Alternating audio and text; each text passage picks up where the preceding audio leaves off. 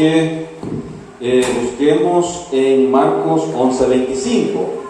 Fíjense, hermano, que nosotros como iglesia, como ministerio, si usted se fija, el nombre es Ministerio Bíblico, Gracia y Paz. Entonces, lo importante, hermanos, en una iglesia es que haya una correcta enseñanza bíblica. Todo lo que nosotros vamos a enseñar y vamos a aprender es necesario que lo hagamos conforme a la palabra de Dios. Entonces nosotros vamos a darle ese énfasis, honor al ministerio, que es un ministerio bíblico. Nuestro énfasis, nuestra prioridad, hermanos, es la enseñanza bíblica, es poder aprender acerca de lo que la Escritura, lo que el Señor nos está diciendo a nuestra vida. Y cuando nosotros no hacemos una interpretación bíblica correcta, hermanos, estamos poniendo palabras en la boca de Dios que Él no ha dicho. Y es bien feo, hermano, es bien feo cuando uno hace un comentario y lo que uno habla se malinterpreta y dice, el hermano dijo eso, ¿verdad? Y uno dice, yo no he dicho eso. Yo recuerdo en el trabajo, ¿verdad?, donde yo laboraba anteriormente, recuerdo que una vez, hermano, llegué a traer una constancia de trabajo, una constancia de sueldo, quiero decir, y habían cambiado a la encargada de extender las constancias de salario, y la muchacha no hallaba cómo hacer para darme la constancia, porque no conocía todavía ella el sistema, cómo se extendía, ¿verdad? Y se tardó mucho. Y le digo yo a ella, ¿y por qué la cambiaron a usted? Le digo yo, si la otra que estaba tenía años de estar acá, tenía experiencia, ¿verdad? Yo no sé para qué la cambiaron teniendo ella la gran experiencia y luego usted que se le dificulta. Entonces yo lo que estaba enfatizándole a ella es que es necesario tener a personas con experiencia para que den el servicio más rápido. No estaba pretendiendo yo decirle a ella que ella era la incapaz, porque ella obviamente era nueva, iba a tener dificultades. Ella lo malinterpretó, hermano, y dijo que yo le decía que era incapaz y que no sé qué. La señora en el trabajo andaba enemistada de mí. Ella malinterpretó mis palabras. Yo me tuve que disculpar con ella y explicarle qué era lo que yo quise decirle. Lo mismo sucede con las Escrituras, hermano. Cuando nosotros leemos la Biblia, leemos la palabra de Dios y le damos una interpretación incorrecta, estamos poniendo palabras en la boca de Dios y son palabras que Dios no las ha dicho. Estamos poniendo mandamientos que Dios no nos ha mandado. Entonces, por eso nosotros hacemos el énfasis de querer estudiar correctamente la palabra de Dios. Y fíjense que en esta mañana vamos a abordar acerca el tema del perdón de Dios, el perdón de Dios. Y quiero que leamos, ya tienen a Marcos 11:25. Bien, vamos a leerlo, hermano. Dice, y cuando estéis orando, dice, perdonad si tenéis algo contra alguno, para que os también vuestro Padre que está en los cielos os perdone a vosotros vuestras ofensas. Ahora, aquí la palabra, si nosotros logramos ver, nos está diciendo o da como a entender que si nosotros no perdonamos a las personas que nos han ofendido, dice que Dios tampoco va a perdonar a nosotros nuestras ofensas. Ahora, yo cuando leía este pasaje bíblico decía, bueno, entonces nosotros somos perdonados por la cruz, por el sacrificio de Jesucristo, ¿verdad? Que Él murió por cada uno de nosotros y nos perdonó todos nuestros pecados, o somos salvos por el sacrificio de Cristo en la cruz, o somos salvos por perdonar a nuestro prójimo, ¿verdad? Porque Colosenses también, vamos a leer en el 11:26, ahí mismo dice, mire lo que dice, porque si vosotros no perdonáis, tampoco vuestro Padre que está en los cielos os perdonará vuestras ofensas. Ahora, entonces, ¿cómo podemos adquirir el perdón? ¿A través de Jesucristo o a través de que yo tengo que perdonar a otras personas para que Dios me perdone? Entonces yo me encontré con esa disyuntiva, porque fíjese lo que dice Colosenses 2:13. Mire lo que dice Colosenses 2:13. Me dicen amén si lo encontraron.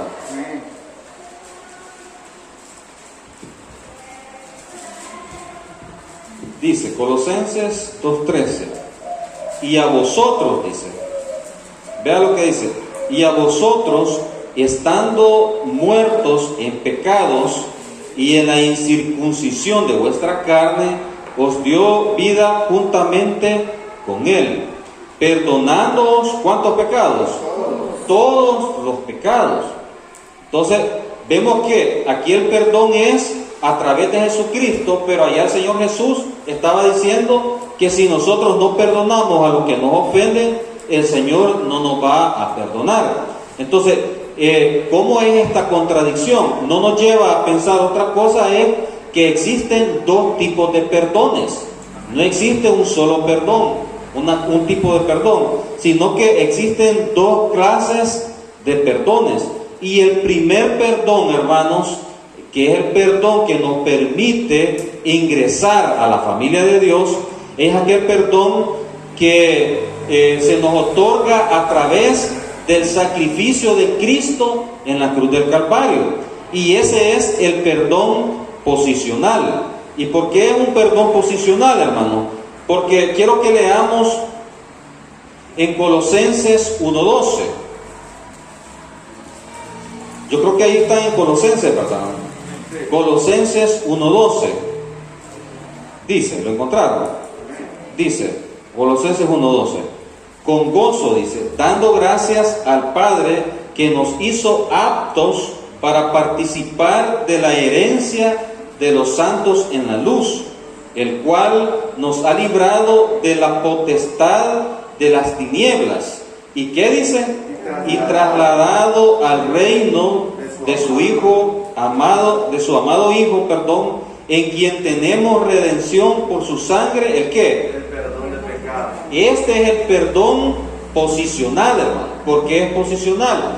Porque debemos de entender que el Evangelio enseña, ¿verdad?, que el ser humano es salvo por el sacrificio que Jesús hizo en la cruz del Calvario. De tal manera que la Biblia enseña en Romanos 3:23, que dice que por cuanto todos pecaron y están destituidos de la gloria de Dios, todos somos pecadores. Y como pecadores, hermanos, nadie puede ganar su salvación, nadie puede hacer méritos propios para pretender ganar, ¿verdad?, la entrada al cielo. Todos somos pecadores. Entonces, todos hemos nacido en la familia de Satanás. Pero cuando Cristo viene y hace la obra del Evangelio en la cruz del Calvario, ¿verdad?, cuando Él muere, es sepultado y es resucitado, Él está pagando el pecado de toda la humanidad. Entonces, nosotros cuando no hemos creído en Cristo, cuando no hemos puesto la fe en el sacrificio de Jesús, estamos en la familia de Satanás. Estamos muertos en nuestros delitos y pecados, ¿verdad? Pero cuando nosotros creemos en Jesús, ¿verdad?, dice aquí en Efesios, quiero que leamos nuevamente en Efesios, en el 1:13, el cual dice, nos ha librado de la potestad de las tinieblas y trasladado, dice, al reino de su amado Hijo, en quien tenemos redención por su sangre, el perdón de pecados. Entonces, vemos que hay un traslado, hermano. Cuando nosotros creemos, cuando estábamos muertos en nuestros delitos y pecados, ¿verdad?, y creemos en Jesús, nosotros somos trasladados de tinieblas, ¿a qué dice? A luz admirable. Entonces, hay un traslado. Ahora, ¿por qué se le llama el perdón posicional? Porque la palabra posicional, hermanos, está hablando de una ubicación geográfica. Hoy está de moda que dice, mándame tu ubicación en el WhatsApp, ¿verdad?, para no perdernos. Entonces, y el Google nos guía al punto que nos han mandado. Entonces, la posición tiene que ver el lugar geográfico que nosotros ocupamos. Entonces, el lugar geográfico, espiritualmente hablando, que ocupábamos cuando estábamos muertos, cuando éramos incrédulos, ¿verdad? Era una posición en la familia de ¿quién? De Satanás. Entonces, cuando nosotros creímos, nuestra posición de estar en la familia de Satanás cambia y nuestra posición es trasladada a la familia de Dios. Por eso se le llama perdón posicional. ¿Por qué? Porque el perdón que nos otorga nuestro Señor Jesús en la cruz del Calvario nos hace trasladarnos de la familia de Satanás a la familia de Dios. Por eso es un perdón posicional, porque nuestra posición cambia, nuestra ubicación como personas cambia. No somos hijos de Satanás ya, somos hijos de Dios. Estamos como en Cristo, ¿verdad? Estamos en Cristo. Y vamos a ver esto más adelante. Estamos en Colosenses, ¿verdad? Ahí mismo en Colosenses, vamos a buscar en el capítulo 2, versículo 8. Aquí vamos a ver claramente cómo es que nosotros como creyentes, nuestra posición ha cambiado, ¿verdad? Y hemos pasado de ser hijos de Satanás a ser hijos de Dios. Dice en Colosenses 2:8, ¿lo tiene? Dice: mirad que nadie os engañe mediante filosofías y huecas sutilezas, según las tradiciones de los hombres, conforme a los rudimentos del mundo, y no según Cristo. Porque ¿en quién, hermanos? En Él habita corporalmente toda la plenitud de la deidad, y vosotros estáis completos ¿en quién? En Él. Dice, que es la cabeza de todo principado y potestad. 2:11, ¿qué dice? En Él también fuisteis circuncidados con circuncisión no hecha a mano, ¿verdad? Dice, con circuncisión no hecha a mano, dice. Al echar de vosotros el cuerpo pecaminoso carnal en la circuncisión de Cristo. En el 12 dice, sepultados ¿en quién? En Él, en el bautismo en el cual fuisteis también dice, en el cual también fuisteis resucitados con Él mediante la fe en el poder de Dios, ¿verdad? Que levantó de los muertos. 13. Y a vosotros, estando muertos en pecados y en la incircuncisión de vuestra carne, os dio vida juntamente con Él, perdonándoos todos los pecados, anulando el acta de los decretos que había contra nosotros, que nos era contraria, quitándola de en medio y clavándola en la cruz. Entonces vemos que la palabra clave, hermanos, en este pasaje que nos dice en Él, en Cristo. O sea que todo lo que nosotros vamos a hacer, hermanos, y todo lo que nosotros somos, ¿verdad? Es porque estamos en Cristo. Nuestra posición ha cambiado. Después de estar muertos, después de ser como una llaga podrida, dice Isaías, el Señor nos toma, ¿verdad? Y nos coloca, por medio de la fe, y nos coloca y nos hace una unión íntima con Cristo. Fíjense que hay una doctrina que se llama la doctrina de la identificación. Como decía Pablo, con Cristo estoy juntamente crucificado, y ya no vivo yo, mas Cristo vive en mí, ¿verdad? Es interesante, es importante conocer estas verdades, hermanos. ¿Por qué? Porque tenemos que entender que nuestra naturaleza pecaminosa, a pesar de que ya estamos en Cristo, nuestra naturaleza pecaminosa sigue ahí. Nosotros seguimos teniendo malos pensamientos, seguimos teniendo ira, seguimos teniendo envidia. Eso sigue ahí porque está la naturaleza pecaminosa dentro de nosotros, ¿verdad? Pero el perdón posicional hace que cuando ponemos la fe en Cristo, ¿verdad? El Señor ya no ve nuestro pecado, sino que ve la santidad que Cristo, ¿verdad?, ha depositado en nosotros por medio de la fe. Eso es lo maravilloso, hermano, de entender estas verdades bíblicas, de que en la cruz, hermanos, hubo una doble imputación, hermano. Hubo una doble imputación. ¿Por qué? Porque en la cruz a Jesucristo se le estaban imputando los pecados de toda la humanidad.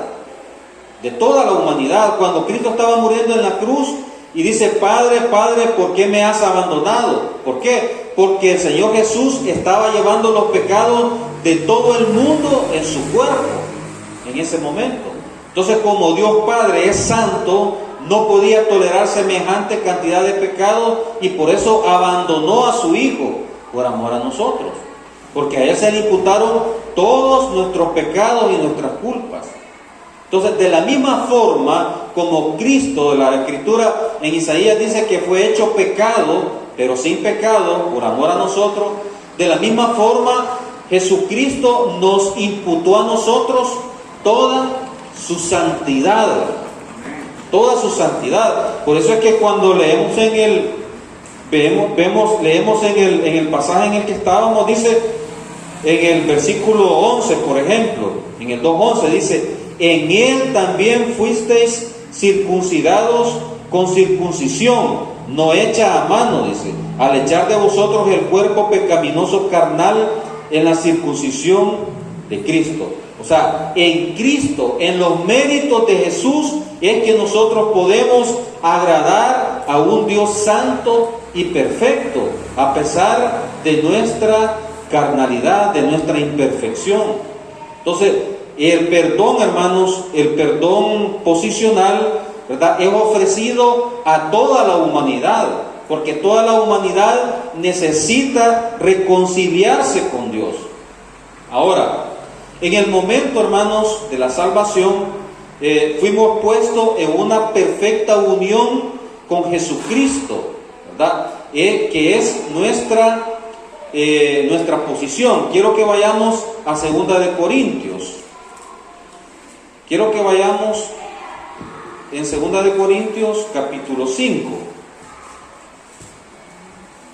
Y esto es para reforzar, hermanos, de que cuando nosotros creemos, ¿verdad?, y somos salvos, nuestra posición cambia. En 2 de Corintios capítulo 5.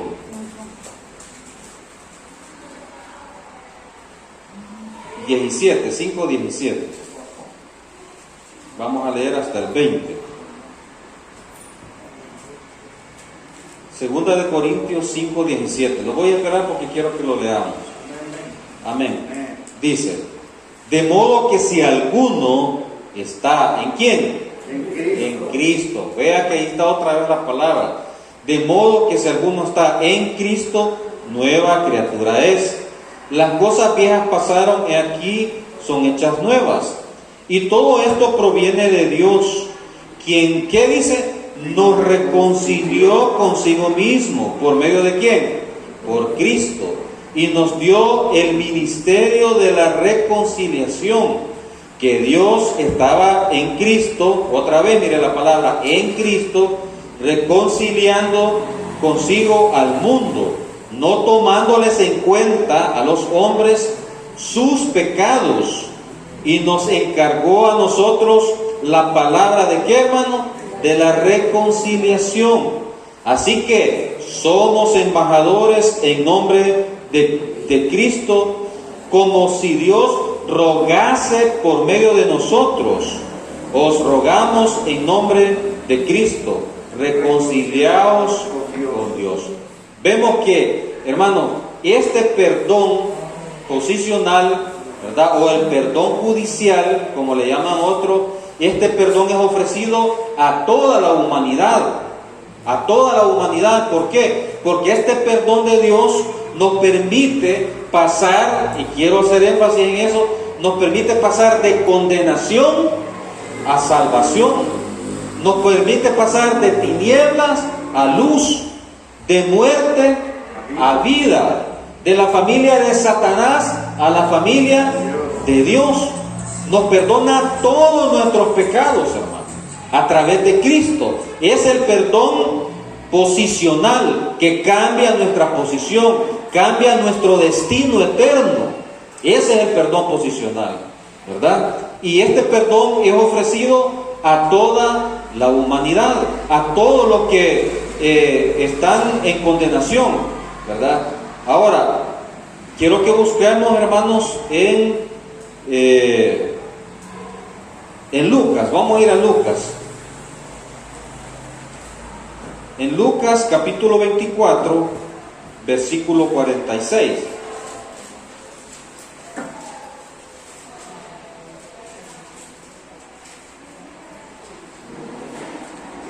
Entonces, nos enseña, hermanos, que con el perdón posicional, ¿verdad? Y como nuevas criaturas que somos en Jesucristo, hemos recibido para siempre un completo perdón de todos nuestros pecados.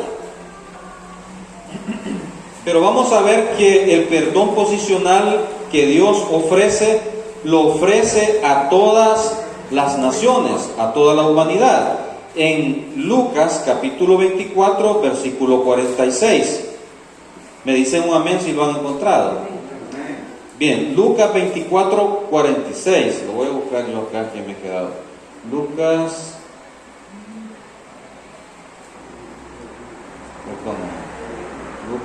24, 46. Bien, lo vamos a leer. Dice del 46 al 48, vamos a leerlo. Dice, y les dijo, así está escrito, y así fue necesario que el Cristo padeciese y resucitase de los muertos al tercer día, y que se predicase en su nombre el arrepentimiento y el ¿qué, hermanos? Y el perdón de pecados. ¿En dónde, hermanos? En todas las naciones, comenzando desde Jerusalén. Entonces vemos que este perdón de pecados es ofrecido ¿a quién? A todas las naciones, ¿verdad? Ahora, también, hermanos, quiero que veamos que en Lucas 24, en el versículo 47, está dando un mandamiento a la iglesia, en el 47, y dice, y que se predique en su nombre el arrepentimiento y el perdón de pecados en todas las naciones, comenzando desde Jerusalén. Este mandato ¿para quién es, hermano? Es para la iglesia. Es el mandato para nosotros, que debemos de predicar el perdón, y como decía en 2 de Corintios 5, ¿verdad? Que nos ha dado el ministerio de la reconciliación. Hermano, y dice Pablo, el ministerio de la reconciliación es como que si Dios mismo rogase a la gente por medio de nosotros. Dios mismo está haciendo la obra por medio de su iglesia, ¿verdad? Porque el apóstol Pablo enseña que la iglesia es el cuerpo de Cristo. Entonces, hermanos, si nosotros ya recibimos el perdón de todos nuestros pecados, ¿verdad? Que es el perdón posicional. Entonces, hermano, ¿por qué muchas veces se nos enseña que tenemos que seguir pidiendo perdón cuando el Señor ya nos perdonó todos nuestros pecados? ¿Verdad? Nos encontramos en esa disyuntiva. Y quiero abordar, hermanos, ese punto en el sentido de que, si bien es cierto, cuando nosotros creemos y somos salvos, somos hijos de Dios, ¿verdad? Les decía que la naturaleza pecaminosa, hermano, siempre está en nuestro cuerpo. Siempre vamos a tener deseos de pecar. Entonces, el siguiente perdón, el siguiente tema que vamos a ver es el perdón paternal. El perdón paternal es que cuando nosotros ya entramos en la familia de Dios, y Dios es nuestro Padre, ¿verdad? Para tener comunión con nuestro Padre, y nosotros pecamos, tenemos que ir donde nuestro Padre y confesar nuestros pecados. Cuando pecamos, tenemos que ir como hijos, ¿verdad? Y llegar ante nuestro Padre y decir: Señor, he pecado contra ti. Necesito tu perdón paternal para poder tener comunión contigo. Por eso es que allá cuando leíamos en Lucas y nos dice, porque si ustedes no perdonan, ¿verdad?, a los que los han ofendido, tampoco vuestro Padre, ¿verdad?, va a perdonar vuestras ofensas. Entonces ya no estamos hablando a un Dios como un Dios juez, ¿verdad?, como un Dios juez, sino que a un Dios como Padre, con el cual nosotros necesitamos tener comunión con Él. Quiero que, para poder entender un poco más este tema del perdón paternal, hermanos, quiero que busquemos, por ejemplo, en Salmos. Vamos al libro de los Salmos. En Salmos capítulo 32.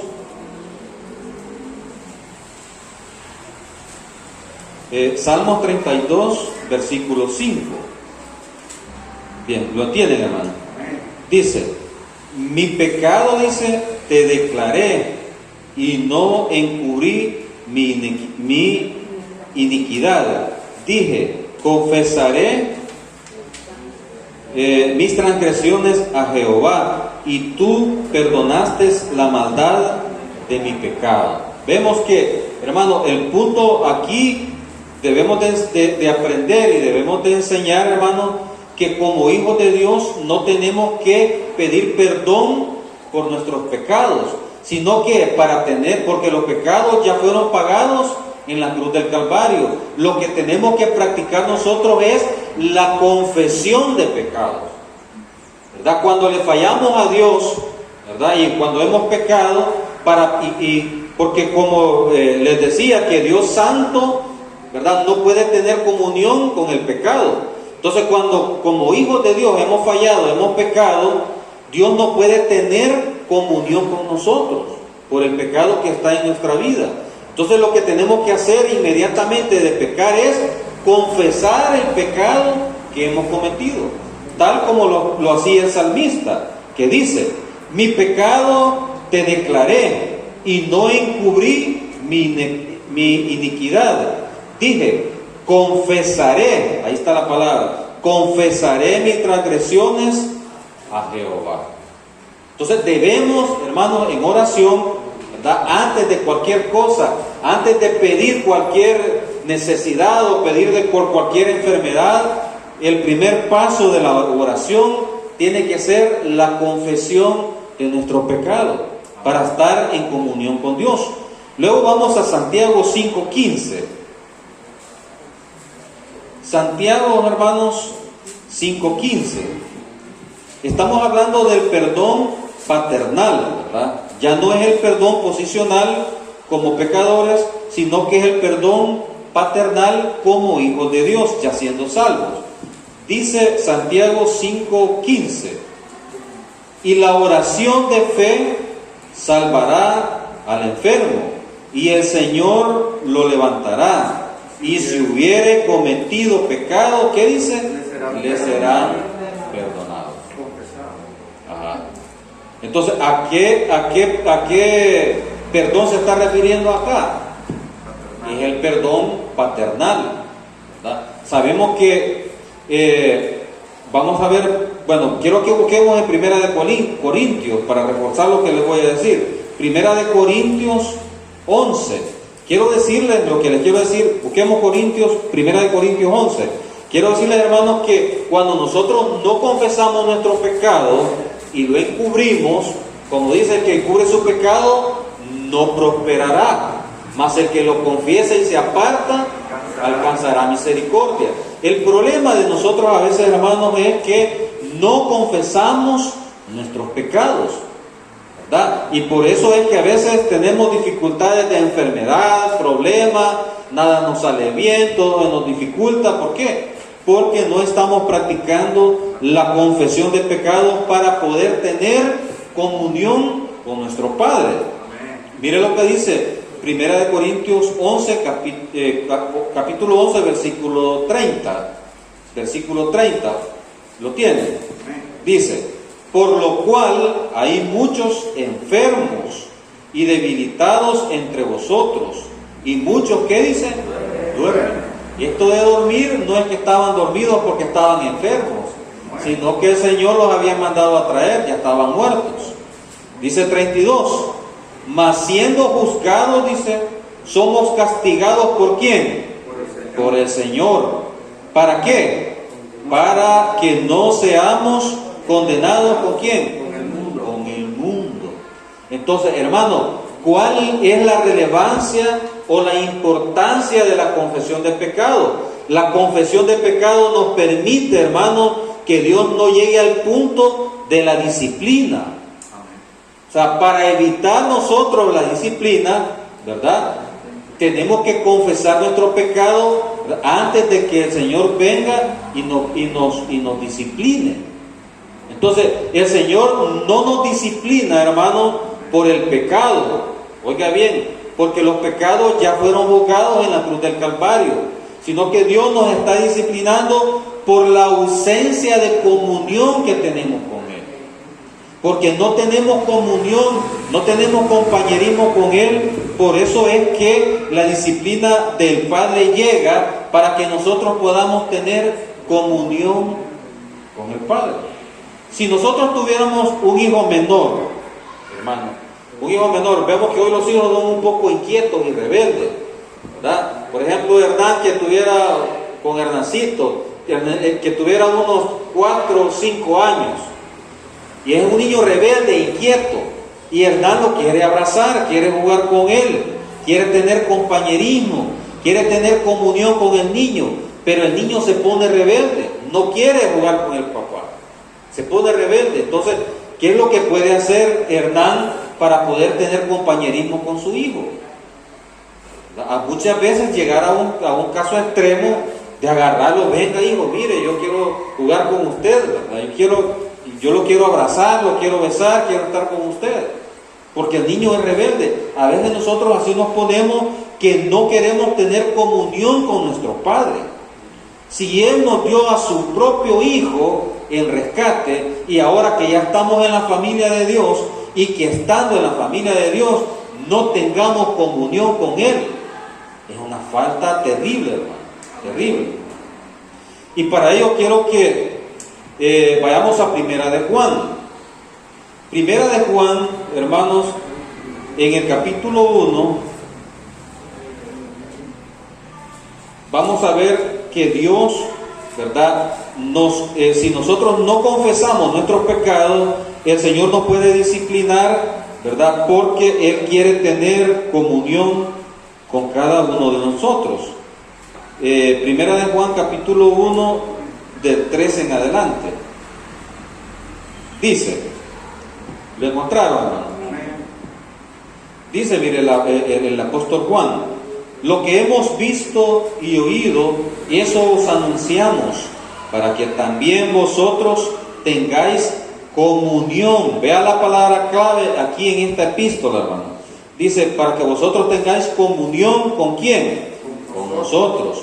Y nuestra comunión verdaderamente es ¿con quién? Con el Padre. Dios Padre quiere tener comunión con nosotros, con sus hijos, ¿verdad? Dice, verdaderamente es con el Padre. ¿Y con quién más? Y con su Hijo Jesucristo. Versículo 4. Estas cosas os escribimos para que vuestro gozo sea cumplido.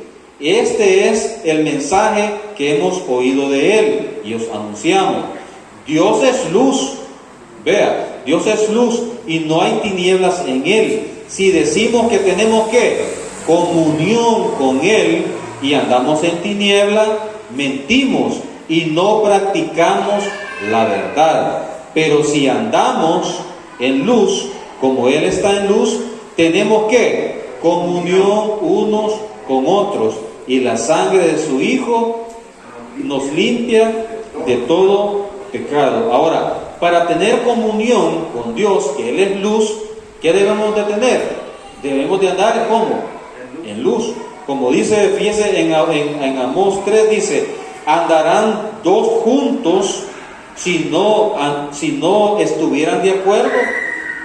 No, ¿verdad? Dice Amós 3, andarán dos juntos si no estuvieran de acuerdo.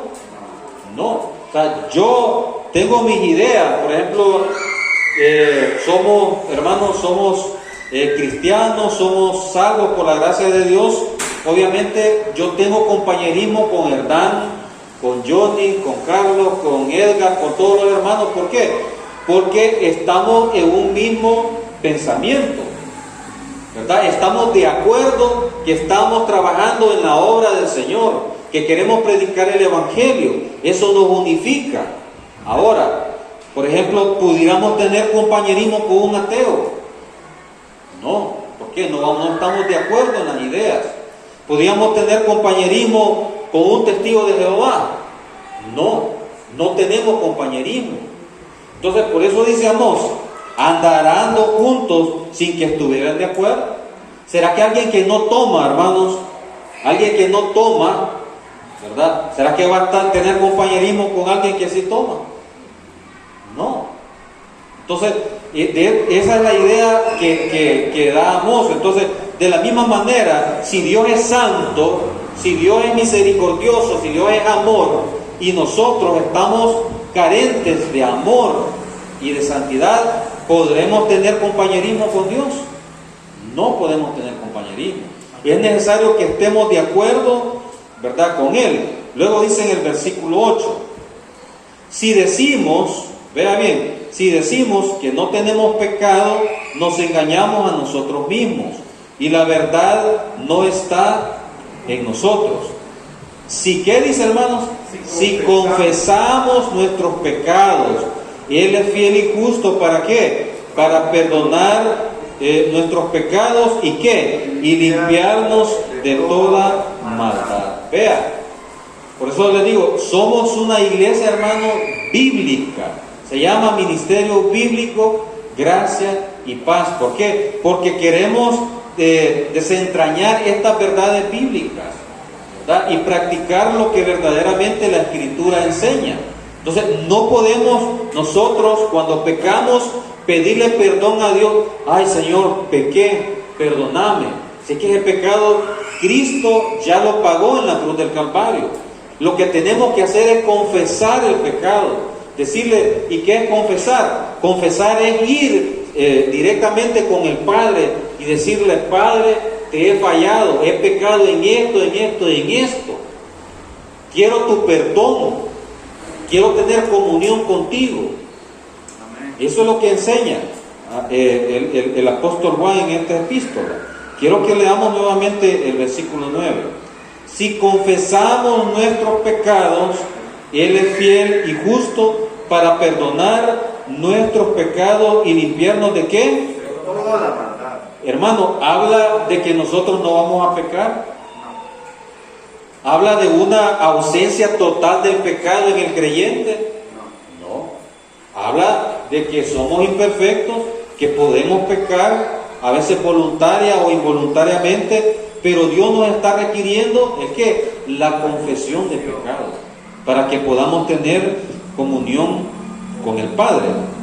Ahora, quiero que leamos el último versículo, que es el versículo que sigue, el 10. Dice, si decimos que no hemos pecado, le hacemos a Él mentiroso, y su palabra no está en nosotros. Hermanos, ¿verdad? Ahora, ¿cómo estas verdades bíblicas, hermanos, pueden ayudarnos en nuestra vida? ¿Cómo podemos aplicar estas verdades bíblicas a nuestra vida? Hermanos, quiero decirles primeramente, porque uno de los frutos del Espíritu es la paz. El Señor quiere darle paz en su alma. Y quiero, enfatizar el hecho de que pecadores siempre vamos a seguir pecando por la naturaleza pecaminosa que nosotros tenemos. Pero yo estoy seguro, porque el apóstol Pablo decía, miserable de mí, ¿quién me librará de este cuerpo de muerte? Porque lo bueno que quiero hacer, no lo hago, ¿verdad? Y lo malo que no quiero hacer, eso hago. Encuentro dos leyes en mí, la ley del pecado y la ley de Dios. De tal manera, dice el apóstol Pablo, que yo con la ley del pecado ¿verdad? Sirvo a la carne, pero con la ley de Dios, ¿verdad? Sirvo y obedezco al Padre, porque hay una parte de nosotros en nuestro interior que no quiere pecar ni puede pecar, que es la nueva naturaleza que está en nosotros. Y es la que nos dice, mira, eso está malo, no lo hagas, es incorrecto. Esa parte no puede pecar. La parte que peca es la vieja naturaleza. Ahora, lo que quiero decirles, hermanos, es que el pecado en nuestra vida es una realidad y vamos a seguir lidiando con el pecado.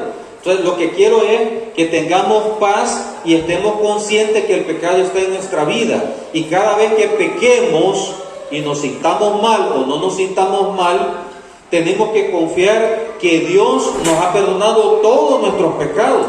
Y quiero decirle esto porque a veces cometemos pecados tan groseros, tan complicados, y decimos, Dios no me va a perdonar. Esa es una mentira del diablo. Dios nos ha perdonado todos nuestros pecados en la cruz del Calvario.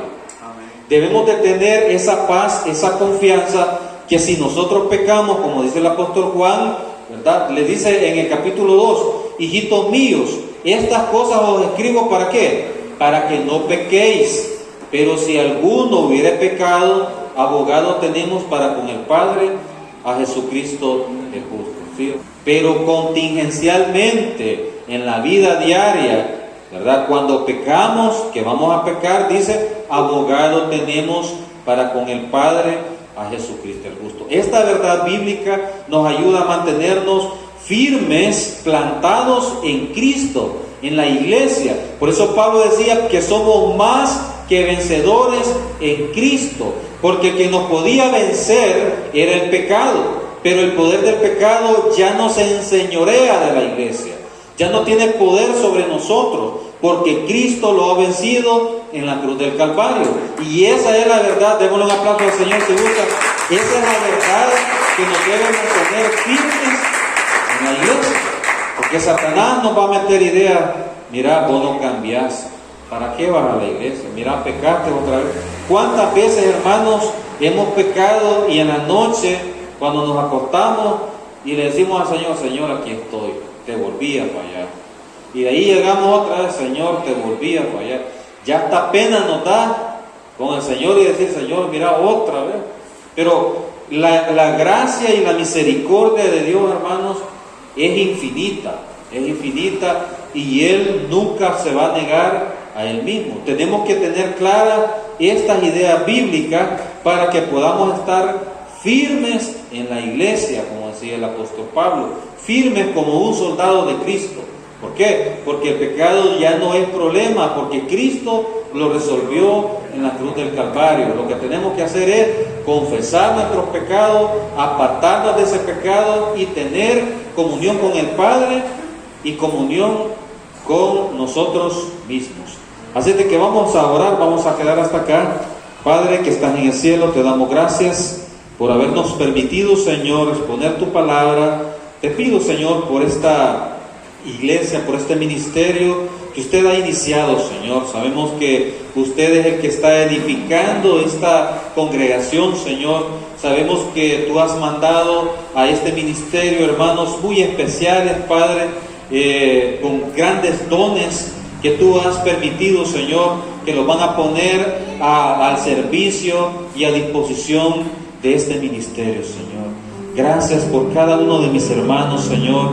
Permítenos servirte humildemente, Señor. Permítenos, Padre Celestial, desde nuestra posición tan humilde, tan pecadora, tan imperfecta, Señor, que nos equivocamos a diario, Señor.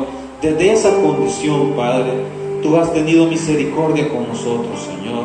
Como tu palabra dice que lo vil y lo menospreciado del mundo has escogido, Señor, para avergonzar aquello que es, Señor. Y sabemos que nosotros, Padre, no tenemos capacidad, Señor, no tenemos, Padre, ninguna virtud en especial, sino que tú nos has llamado por tu gracia, por tu misericordia y por tu bondad, Señor. Tú has tenido piedad de nosotros y nos has llamado y nos has confiado este ministerio, Señor. De la misma forma te pido por mis hermanos, que tú los has puesto en esta iglesia, Señor, para que puedan orar, Señor, para que puedan evangelizar, para que puedan interceder por esta obra, Señor. Te pido, Padre, que esos dones que tú has repartido, Señor, que puedan, Señor, ser desarrollados en esta iglesia y que podamos edificarnos unos a otros, Señor, con los dones que tú nos has regalado, Señor. Límpianos de todo mal, Señor. Guárdanos, Padre, para que podamos tener comunión contigo, Señor, que podamos ser humildes, piadosos, misericordiosos, Señor, amándonos unos a otros, porque es tu mandamiento, Padre, y es el perfil que tú quieres que tus hijos podamos reflejar, Señor. Gracias, estamos infinitamente agradecidos contigo, Señor. Sabemos que tú estás obrando, Señor, en nuestras vidas, en esta iglesia, Padre. Gracias, Señor.